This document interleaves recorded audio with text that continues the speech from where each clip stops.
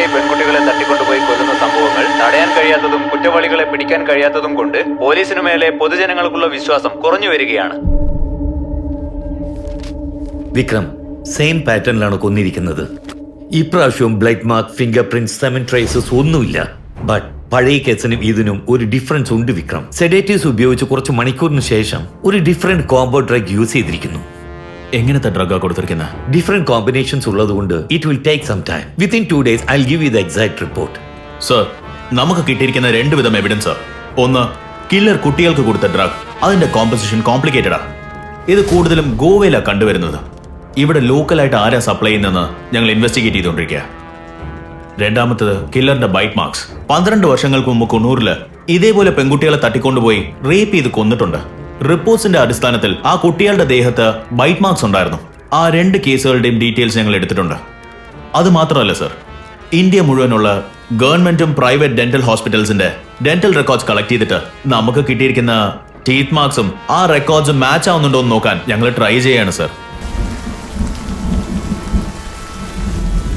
Sir sir sir ACP sir അകത്തുണ്ടോ? ഇല്ല. എന്തുപറ്റി? സാർ, എന്റെ മോളുടെ കേസ്. അതെ, അതിനെക്കുറിച്ച് എന്തെങ്കിലും ഇൻഫർമേഷൻ കിട്ടുകയാണെങ്കിൽ ഞങ്ങൾ കോൾ ചെയ്യാന്ന് പറഞ്ഞാലേ. എന്തിനു വെറുതെ മഴയത്ത് ഇങ്ങോട്ട് വന്നേ? പോ നോക്ക്.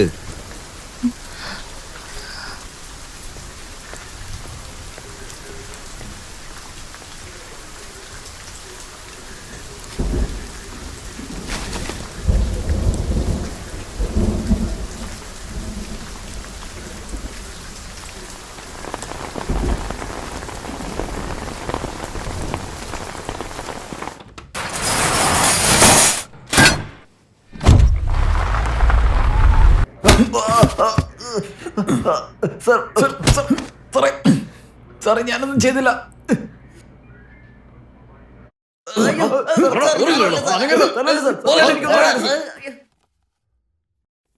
ഉറപ്പായിട്ടും കിട്ടും.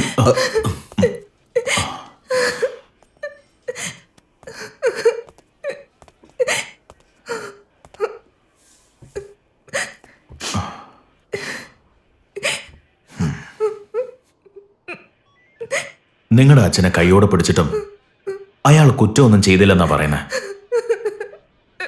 നിങ്ങൾക്ക് വേറെ ആരെങ്കിലും സംശയമുണ്ടോ?